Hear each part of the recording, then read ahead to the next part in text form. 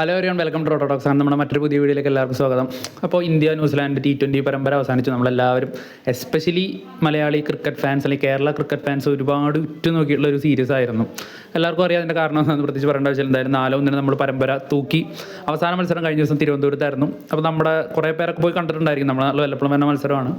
അപ്പോൾ എന്തായാലും മത്സരത്തിൽ ഇന്ത്യ 270 മുകളിലൊക്കെ ഒരു കൂറ്റൻ സ്കോർ എടുത്തു. നല്ല ബാറ്റിംഗ് ഫ്രണ്ട്ലി വിക്കറ്റ് ആയിരുന്നു. മറുപടി ബാറ്റിങ്ങിൽ അവർ മിച്ച രീതി തന്നെ കളിച്ചു. പക്ഷേ ഇന്ത്യയുടെ ആ ഒരു സ്കോറിനോട് അടുത്തെത്താൻ പോലും പറ്റിയില്ല. എനിവേ പരമ്പര കഴിഞ്ഞു. ഇന്ത്യ സീരീസ് ജയിച്ചു. ഇനി T20 വേൾഡ് കപ്പാണ്. അപ്പോൾ ഇനി T20 വേൾഡ് കപ്പ് വരെ പറയാൻ അത്ര ദിവസമൊന്നുമില്ല, കുറച്ച് ദിവസങ്ങളേ ഉള്ളൂ. അപ്പോൾ അതുവരെ ഇനി പ്രത്യേകിച്ച് ഇടയിൽ വേറെ മത്സരങ്ങളൊന്നുമില്ല. മത്സരത്തിന് മുൻപ് തന്നെ എല്ലാവരും ഉറ്റുനോക്കിയിരുന്ന ഒരൊറ്റ പ്ലെയർ ഉണ്ടായിരുന്നുള്ളൂ, സഞ്ജു സാംസണാണ്. മറ്റൊന്നുമല്ല, നമ്മൾ T20 വേൾഡ് കപ്പിന് മുന്നേ ഇന്ത്യക്ക് പല പ്രശ്നങ്ങളുണ്ടായിരുന്നു. ഓപ്പണിങ്ങിൽ ശുഭ്മാൻ ഗില്ല് വരുന്നു, ശുഭ്മാൻ ഗില്ലിനെ പിന്നീട് മാറ്റുന്നു, തിലക് വർമ്മയുടെ പരിക്ക്, അതുപോലെ തന്നെ നമ്മുടെ ക്യാപ്റ്റൻ സൂര്യകുമാർ യാദവിൻ്റെ ഫോമില്ലായ്മ, അങ്ങനെ തുടങ്ങിയ നിരവധി പ്രശ്നങ്ങളുണ്ടായിരുന്നു. ഈ ഒരു സീരീസ് കഴിഞ്ഞപ്പോൾ ഇന്ത്യയുടെ ഒട്ടുമിക്ക എല്ലാ പ്രശ്നങ്ങളും മാറി. 99.9% പ്രശ്നങ്ങളും മാറി. ഒരൊറ്റ പ്രശ്നം മാത്രമാണ് നിലവിൽ ഇന്ത്യക്കുള്ളത്, അത് സഞ്ജു സാംസണാണ്. ആ ഒരു പ്രശ്നം കൂടി ഇന്ത്യ ഒഴിവാക്കുകയാണെങ്കിൽ ഇന്ത്യ T20 വേൾഡ് കപ്പിന് പോകുന്ന ഏറ്റവും സെറ്റ് ടീമായിരിക്കും. നിലവിലെ അവസ്ഥയാണ് പറയുന്നത്. വളരെ വിഷമത്തോടു കൂടി തന്നെയാണെങ്കിലും നിലവിലെ അവസ്ഥ അതാണ്. മത്സരത്തിലോട്ട് വരെ ഇന്ത്യക്ക് ആദ്യം ബാറ്റിംഗ് ആണ് ഇന്ത്യ തിരഞ്ഞെടുത്ത്.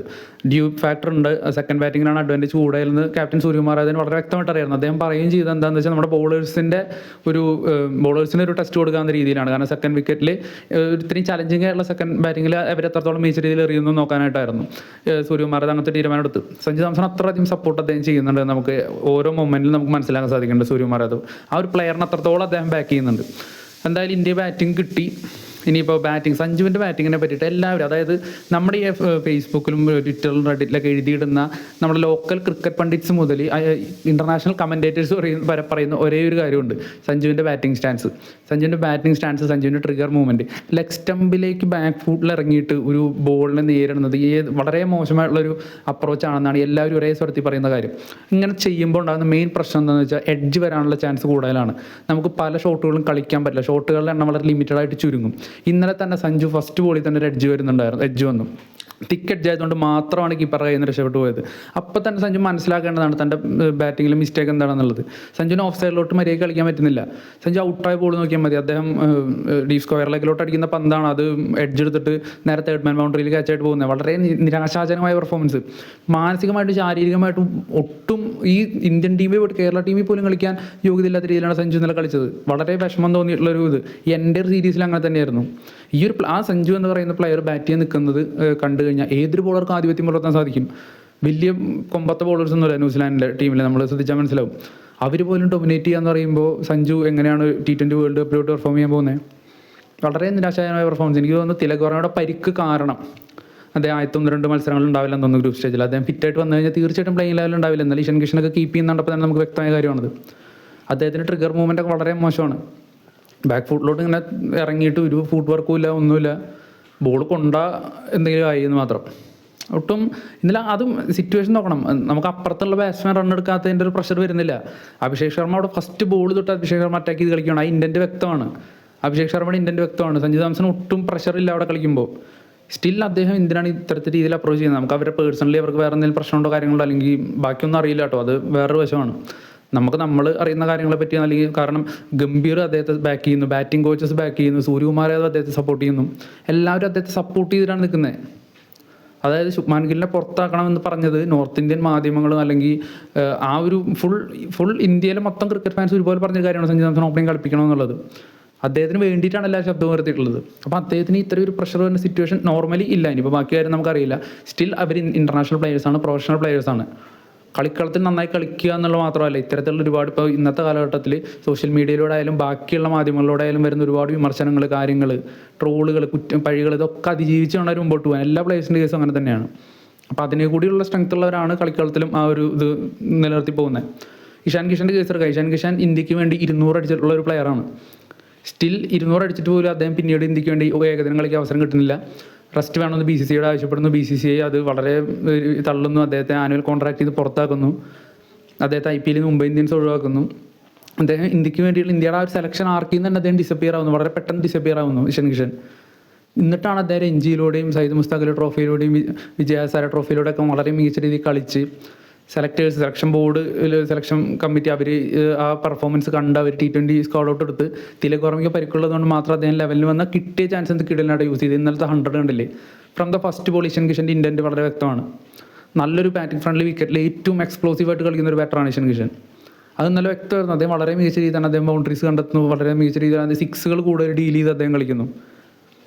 ഇന്നലെ അർഹിച്ചൊരു സെഞ്ചുറി, അദ്ദേഹത്തിൻ്റെ ഒരു തിരിച്ചൊരു അടയാളപ്പെട്ട സെഞ്ചുറിയാണ്. ഇന്നലെ ഇഷൻ കിഷൻ സെഞ്ചുറി നേടിയപ്പോൾ കുറച്ച് ഡാറ്റാസ് വരികയുണ്ടായി. ലൈക്ക് ഇന്ത്യക്ക് വേണ്ടി അദ്ദേഹം സെഞ്ചുറി നേടിയപ്പോൾ ആ സെഞ്ചുറി നേടിയ ഒരു ലിസ്റ്റിൽ രോഹിത് ശർമ്മയ്ക്കൊക്കെ ശേഷം 2ാം സ്ഥാനത്തുള്ളത് സഞ്ജു സാംസണാണ്. 3 സെഞ്ചുറി ആയിട്ട് 2ാം സ്ഥാനത്ത് സഞ്ജു സാംസൺ ഉണ്ട്. ഫാസ്റ്റസ്റ്റ് സെഞ്ചുറികളുടെ ലിസ്റ്റ് സഞ്ജു സാംസൺ ഉണ്ട്. അടുപ്പിച്ച് നേടിയ സെഞ്ചുറികളുടെ ലിസ്റ്റിൽ സഞ്ജു സാംസൺ ഉണ്ട്. T20 ഇന്ത്യയുടെ ഒരു ലെജൻഡറി പ്ലെയർ ആവാനായിട്ടുള്ള എല്ലാ യോഗ്യതകളുള്ള ഒരു പ്ലെയറാണ് സഞ്ജു സാംസൺ. ആ സഞ്ജു സാംസണാണ് ഒരു വർഷത്തിൻ്റെ വ്യത്യാസത്തിൽ ഇത്രയും മോശം രീതിയിൽ കളിക്കുന്നത് കാണുമ്പോൾ വളരെ വിഷമമുണ്ട്. പക്ഷേ നമുക്ക് ഇന്ത്യൻ ടീമിൽ നല്ലൊരു പ്ലെയർ വേണമെന്ന രീതിയിൽ സഞ്ജു മാറി നിൽക്കണം എന്ന് തന്നെയാണ് കുറേ പേര് പറയുന്നൊരു കാര്യം. അപ്പോൾ എന്തായാലും ഇന്നലത്തെ ഇന്ത്യയുടെ ബാറ്റിങ്ങിനെ പറ്റിയിട്ടൊന്നും പ്രത്യേകിച്ച് പറയാനില്ല. എല്ലാവരും നല്ല രീതിയിൽ തന്നെ കളിച്ചു. ബോളിങ്ങിലാണ് അത് പിന്നെ വിക്കറ്റും അങ്ങനെ തന്നെയാണ്, തീർച്ചയായിട്ടും അടി കിട്ടും. ബുംറയിൽ ഹർഷദീപ് ആയാലൊക്കെ ബുംറയ്ക്ക് 60 റൺസിനുണ്ട്, 58 റൺസ് മേടിക്കണ്ടായി 4 ഓവറിൽ നിന്ന്. അക്സർ പട്ടേലാണ് കുറച്ചുകൂടി എക്കണോമിക്കലായിട്ട് എറിഞ്ഞത്. ഈ ഒരു എൻ്റയർ സീരീസ് എടുത്തു കഴിഞ്ഞാൽ നമുക്ക് എണ്ണി പറയാൻ സാധിക്കും. അഭിഷേക് ശർമ്മ, സൂര്യകുമാർ യാദവ്, അദ്ദേഹം പ്ലെയർ ഓഫ് ദ ടൂർണമെൻറ്റായി, അദ്ദേഹം ഫോമിലോട്ടെത്തി. സൂര്യകുമാർ യാദവ്, ഇഷൻ കിഷൻ, അതുപോലെ അക്സർ പട്ടേൽ, റിങ്കു സിംഗ്, ശിവം ദൂബെ, ഹർദിക് പാണ്ഡ്യ, വരുൺ ചക്രവർത്തി, കുൽദീപ് യാദവ്, രവി ബിഷ്ണോയ്, ഇവരിൽ പലർക്കും 1-2 ചാൻസ് കിട്ടിയിട്ടുള്ളൂ. ബുംറ, ഹർഷദീപ്, ഇവരെല്ലാം കിട്ടിയ ഇവരെല്ലാവരും ഒരു മത്സരത്തിലെങ്കിലും ഒരു മികച്ച രീതിയിൽ കളിച്ചിട്ടുണ്ട്, എക്സെപ്റ്റ് സഞ്ജു സാംസൺ എന്ന പ്ലെയർ ഒഴികെ വേറെ എല്ലാ പ്ലെയേഴ്സും ഒരു മത്സരത്തിലെങ്കിലും അവർ പ്രൂവ് ചെയ്തിട്ടുണ്ട്. സഞ്ജു സാംസൺ കളിക്കുമ്പോൾ ശ്രേയസ് അയ്യർ പുറത്തിരിക്കുകയാണ്. ഇഷൻ കിഷൻ ഓപ്പണിംഗ് കളിപ്പിച്ച് ശ്രേയസ് അയ്യർ മിഡിൽ കളിപ്പിക്കാനായിട്ട് ഇന്ത്യൻ ടീമിന് പറ്റാഞ്ഞിട്ടല്ല, ഗംഭീറിന് പറ്റാഞ്ഞിട്ടല്ല. 4 മത്സരങ്ങളിൽ ഫ്ലോപ്പായ പ്ലെയറെ മാറ്റാനായിട്ട് ആരും ചോദ്യം ചെയ്യത്തില്ല. പക്ഷെ അവർ അത്രത്തോളം വിശ്വാസം അർപ്പിച്ചിട്ടുണ്ട് ആ സഞ്ജു സാംസണിൽ. ശ്രേയസ് അയ്യരെ പോലത്തെ ഒരു സീനിയർ എക്സ്പീരിയൻസ്ഡ് പ്ലെയറാണ് പുറത്തിരിക്കുന്നത്. അല്ലെങ്കിൽ ഇഷ്ടംപോലെ പ്ലെയേഴ്സ് പുറത്തിരിക്കുന്നുണ്ട് ഓപ്പണിങ്ങിന് വേണ്ടിയിട്ട്. ഒരു പഞ്ഞമില്ല ഇന്ത്യക്ക്. അത്രയും പ്ലേസ് പുറത്തിരിക്കുമ്പോഴാണ് സഞ്ജുവിൻ്റെ ഈ ഒരു മോശം പെർഫോമൻസ് എന്നുള്ളത് വളരെ നിരാശാജനകം തന്നെ. വേൾഡ് കപ്പിൽ 1-2 മത്സരങ്ങളിൽ അത്ഭുതകരമായിട്ടുള്ളൊരു ഇന്നിങ്സ് കളിച്ചു കഴിഞ്ഞാൽ ടീമിൽ നിലനിൽക്കാന്നല്ലാതെ ഒരു പ്രതീക്ഷയും ഇല്ല. തിലക് വർമ്മ തിരിച്ചു വന്നു കഴിഞ്ഞാൽ ഇഷൻ കിഷൻ്റെ കീപ്പിംഗ് അല്പം മോശമാണെന്നുള്ളത്. അദ്ദേഹം കുറേ നാളുകൾക്ക് ശേഷം നിൽക്കുന്നതുകൊണ്ടാണ്. അദ്ദേഹം ട്രെയിൻ ചെയ്ത്, അദ്ദേഹം കീപ്പറാണല്ലോ, ട്രെയിൻ ചെയ്ത് സെറ്റാക്കുമായിരിക്കും. പ്രത്യേകിച്ച് അങ്ങനെ മത്സരത്തെ പറ്റി കൂടുതലായിട്ട് അങ്ങനെ ഒന്നും പറയാനില്ല. ഒരു നോർമൽ ഇന്ത്യയുടെ ഒരു സ്ഥിരം മത്സരങ്ങൾ പോലെ തന്നെ വളരെ വലിയൊരു ടോട്ടൽ അടിക്കുക, അത് ഡിഫെൻഡ് ചെയ്യുക, അത്രമാത്രമാണ് ഇന്നലെ ഉണ്ടായത്. എന്തായാലും നമ്മുടെ വേൾഡ് കപ്പ് ടീം നമ്മുടെ സെറ്റ് തന്നെയാണ്. നമുക്ക് ഒരു തരത്തിൽ ഈച്ച് ആൻഡ് എവരി പ്ലെയർ നമ്മളെ 11 എടുത്ത് നോക്കി കഴിഞ്ഞാൽ ഇപ്പോൾ സഞ്ജു ഇല്ലാതെ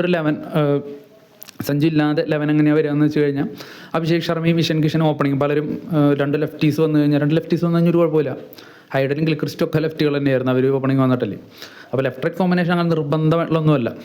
അപ്പോൾ പിന്നെ സൂര്യകുമാർ യാദവ് 1 ഡൗൺ കളിക്കേണ്ടി വരും, തിലക് വർമ്മ 2 ഡൗൺ ആയിട്ട് കളിക്കേണ്ടി വരും, അത്ര പ്രശ്നമുള്ളൂ. പിന്നീട് അങ്ങോട്ട് റിങ്കു സിംഗ്, അക്സർ പട്ടേൽ, ഹർദിക് പാണ്ഡ്യ, ശിവം ദുബെ പോലത്തെ ഭയങ്കര ഡെപ്തുള്ളൊരു ബാറ്റിംഗ് ലൈനപ്പ് നമുക്കുണ്ട്. ഏകദേശം 8 ബാറ്റ്സ്മാൻമാരോളം നമുക്ക് ആ ഒരു ഇതിൽ കളിക്കാനുണ്ട്. അപ്പോൾ ഒരിക്കലും ഒരു ബാറ്റിംഗ് കൊളാപ്സ് തീർച്ചയായിട്ടും നമുക്ക് ഉണ്ടാവില്ല. അത്രത്തോളം ഡെപ്തായിട്ടുള്ളൊരു ബാറ്റിംഗ് ഉണ്ട് നമുക്ക്. പിന്നെ ബോളിങ്ങിലോട്ട് വരുമ്പോൾ വരുൺ ചക്രവർത്തി, ബുംറ, ഹർഷദീപ് അല്ലെങ്കിൽ ഹർഷിത് റാണ അങ്ങനെയൊക്കെ വരുമ്പോൾ തന്നെ സെറ്റ് സ്ക്വാഡാണ്. ഈച്ച് ആൻഡ് എവരി പ്ലെയർ വർത്താണ്. തീർച്ചയായിട്ടും വേൾഡ് ഫേവറേറ്റ്സ് ഇന്ത്യ തന്നെയാണ്. ഇന്ത്യയുടെ ഒപ്പം നിൽക്കാൻ ഒരു ടീമും ഇല്ല. ഇന്ത്യക്ക് കോമ്പറ്റീഷൻ കൊടുക്കാൻ ചിലപ്പോൾ ഓസ്ട്രേലിയക്കോ സൗത്ത് ആഫ്രിക്കയ്ക്കൊക്കെ പറ്റിയായിരിക്കാം. എന്നാൽ പോലും T20 ക്രിക്കറ്റ് അൺപ്രഡിക്റ്റബിൾ ആണ്. അപ്പോൾ ഇന്ത്യയുടെ ഇപ്പോൾ നേരത്തെ പറഞ്ഞ ഒരു ലെവലിലാണ് ഇന്ത്യ ഇറങ്ങുന്നതെങ്കിൽ തീർച്ചയായിട്ടും ടൂർണമെൻറ്റിൽ ടോപ്പ് ഫേവറേറ്റ്സ് തന്നെയായിരിക്കും ഇന്ത്യ. ഓൾറെഡി ഫേവറേറ്റ്സ് ആണ്, എന്നാൽ പോലെ ആ ഒരു ടോപ്പ് ഫേവറേറ്റ്സ് ആയിട്ട് മാറും. ഇന്നലത്തെ മത്സരവും അതിന് മുന്നത്തെ മത്സരത്തിൽ 20 റൺസൊക്കെ അടിച്ചപ്പോൾ ഞാൻ കുറച്ച് പ്രതീക്ഷിച്ചു. പക്ഷേ ഇന്നലത്തെ മത്സരത്തിലും ഞാൻ എക്സ്പെക്ട് ചെയ്ത് ആദ്യത്തെ അടി കണ്ടപ്പോൾ തന്നെ എനിക്ക് തോന്നിയായിരുന്നു ഇത് തീരുമെന്ന്. ഒട്ടും കോൺഫിഡൻസ് ഇല്ല, ഒട്ടും ആ ഒരു ഇൻറ്റൻറ്റ് എന്നൊക്കെ നമ്മൾ പറയത്തില്ലേ, അത് ഒട്ടും ഇല്ലായിരുന്നു. ഡിഫൻസ് ആണോ ഒഫൻസ് ആണോ പുള്ളി ഉദ്ദേശിക്കുന്നത്, അല്ലെങ്കിൽ ആ ഒരു ക്ലാരിറ്റി ഇല്ലാത്തൊക്കെ പോലെ കളിക്കുന്നതായിട്ട് നമുക്ക് തോന്നിയായിരുന്നു. ഇപ്പോൾ കൂടുതൽ ക്രിക്കറ്റ് എക്സ്പേർട്സ് കൂടുതൽ പറയുന്നത് എന്താണെന്ന് നമ്മൾ ചെക്ക് ചെയ്തിട്ട് അവരുടെ അഭിപ്രായങ്ങൾ നോക്കിയിട്ട് നമുക്ക് ബാക്കി കാര്യങ്ങൾ പറയാം.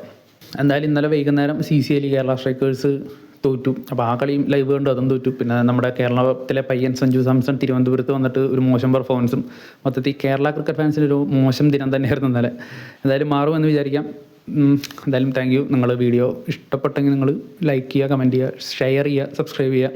പിന്നെ നിങ്ങൾക്ക് വീഡിയോ പറ്റിയുള്ള അഭിപ്രായങ്ങൾ, നിങ്ങൾ മാച്ചിനെ പറ്റിയുള്ള അഭിപ്രായങ്ങൾ കാര്യങ്ങളൊക്കെ നിങ്ങൾ എന്തായാലും കമൻറ്റ് ചെയ്യുക. നമ്മൾ അത് നോക്കുന്നതായിരിക്കും. എന്തായാലും താങ്ക് യു.